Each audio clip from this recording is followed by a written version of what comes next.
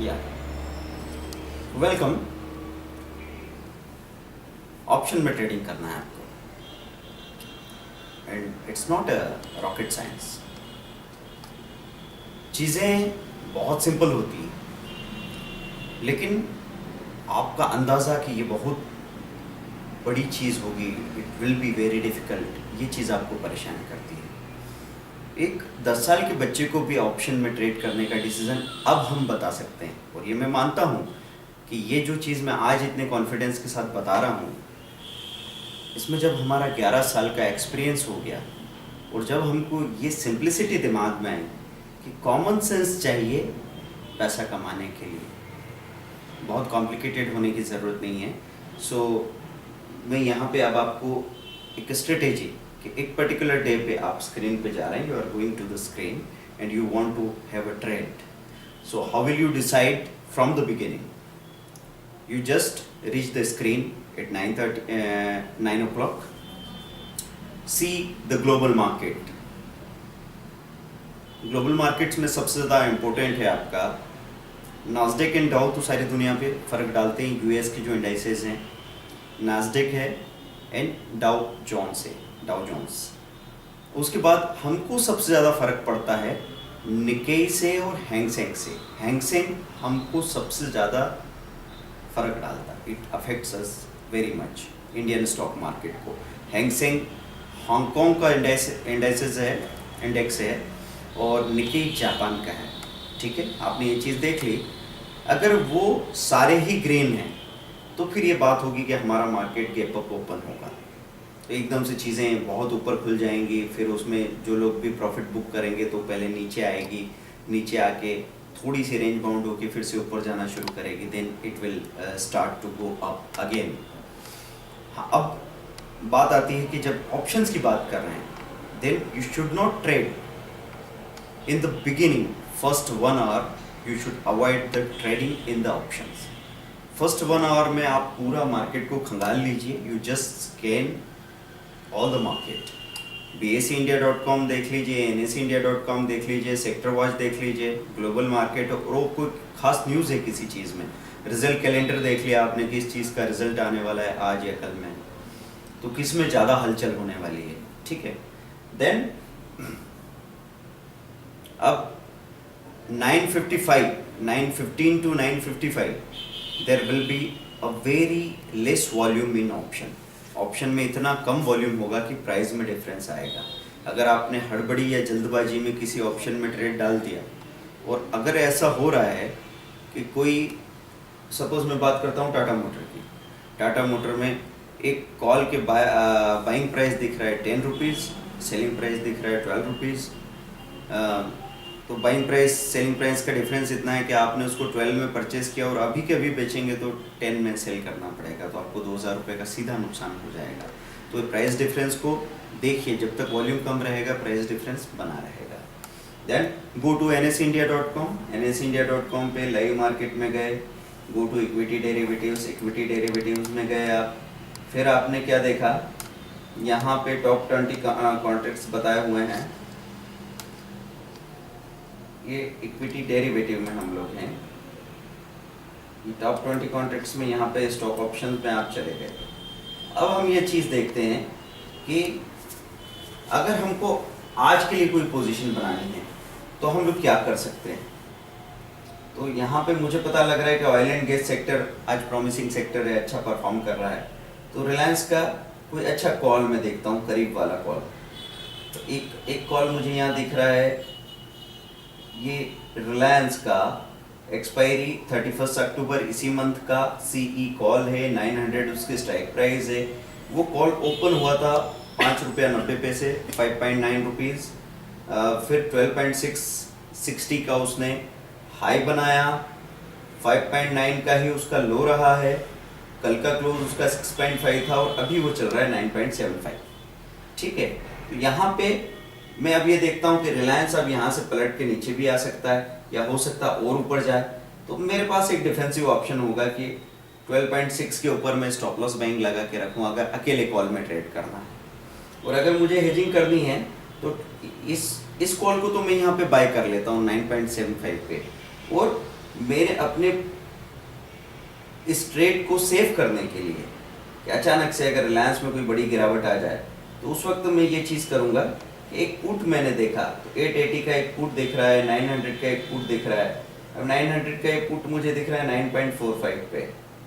मैंने इसको क्लिक करके इसकी डिटेल्स देखी तो मुझे ऐसा पता लगा कि इसका एवरेज क्या है, क्योंकि हाई तो बहुत दूर है। तो मैं इसका एवरेज देखता हूँ, एवरेज है 9.57 और इसके अभी भी बायर काफ़ी सारे हैं, सेलर कम हैं। ये सारी चीज़ें देखी मैंने। तो इसमें मैं कहीं अगर 3 रुपये का स्टॉप लॉस मैंने कॉल में लगा रखा है तो 3 रुपये ऊपर इसमें स्टॉप लॉस बाइंग भी लगा के रख सकता हूँ। एक चीज़ तो ये हो गई। और अगर मुझे ये सब इंट्राडे में इतना टेंशन वाला लगता है तो हम सिंपली ये चीज़ कर सकते थे कि रिलायंस का कल हम अगर कोई कॉम्बिनेशन बना के जाते तो आज उसका रिजल्ट क्या होता। तो यहाँ पे मैं आया और मैंने कॉम्बिनेशन बनाने को सोचा। तो कौन सा कॉम्बिनेशन है जो मैं चूज़ कर सकता हूँ। यहाँ रिलायंस का पुट मुझे दिख रहा है ये 9.85 का, ये रिलायंस का यहाँ कॉल दिख रहा है मुझे 9.3 का। तो यहाँ से मैंने रिलायंस को क्लिक किया। क्लिक करने के बाद में मैं यहाँ ऑप्शन चेन को क्लिक करूँगा। फिर मेरे दिमाग में एक बात रहेगी कि मेरे पास कैपिटल कितनी है। अगर मुझे पता है कि मेरे पास 20,000 है तो मैं रिलायंस के टोटल कितने पॉइंट अकोमोडेट कर सकता हूँ। अगर ये 250 का लॉट है और 20,000 में मैं टोटल कितने पॉइंट अकोमोडेट कर सकता हूँ। 80 पॉइंट्स तक का अगर मैं पोजीशन बनाऊँ कॉल और पुट का कॉम्बिनेशन मिला के तो 20,000 रुपये में अकोमोडेट हो जाएगा। अब मैं यहाँ पे ये चीज़ देख रहा हूँ कि इधर कॉल कौन कौन सी कॉल्स हैं। तो एक ठीक ठाक पास वाले कॉल का कॉम्बिनेशन में बनाने के बारे में सोचूंगा। अब स्ट्राइक प्राइस से मैचिंग नहीं होगी, कॉम्बिनेशन बनेगा आपका प्रीमियम से। तो आपने सपोज इस तरफ पुट्स दिए हुए हैं, इस तरफ कॉल्स दिए हुए हैं, लेफ्ट में कॉल्स हैं, राइट में पुट्स हैं। तो कॉल में मैं यहाँ पे देख रहा हूँ 880 का कॉल मैंने लिया अगर तो ये 23 रुपीज़ का है। और पुट में वही बात करूं मैं तो 900 का पुट मुझे 10 रुपीज़ में मिल रहा है। या फिर मैं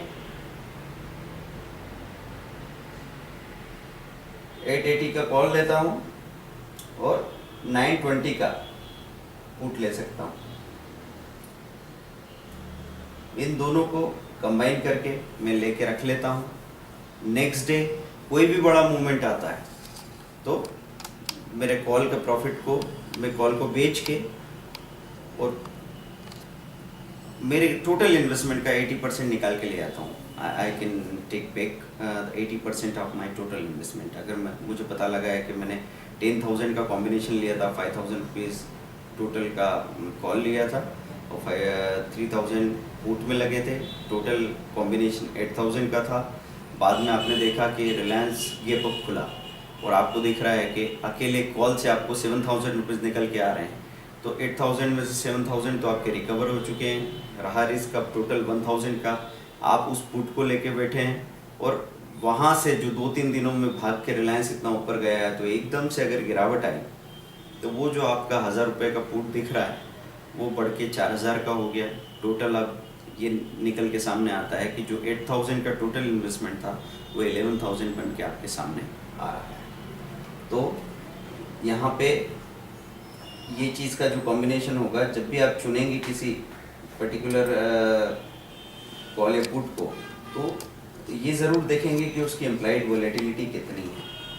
एम्प्लॉयड वोलेटिलिटी यहाँ पे 28 है, एक्सपायरी करीब आ रही है। आज अगर मैं बात कर रहा हूँ कि 28 अक्टूबर हो गया और 31 अक्टूबर को एक्सपायरी है तो बगैर किसी कारण मुझे कॉल या पुट का कॉम्बिनेशन बना के नहीं रखना चाहिए। ऐसे समय हमको ज़रूरत है कि हम सिर्फ सिंगल साइडेड किसी चीज़ में अपनी पोजीशन बना के रखें।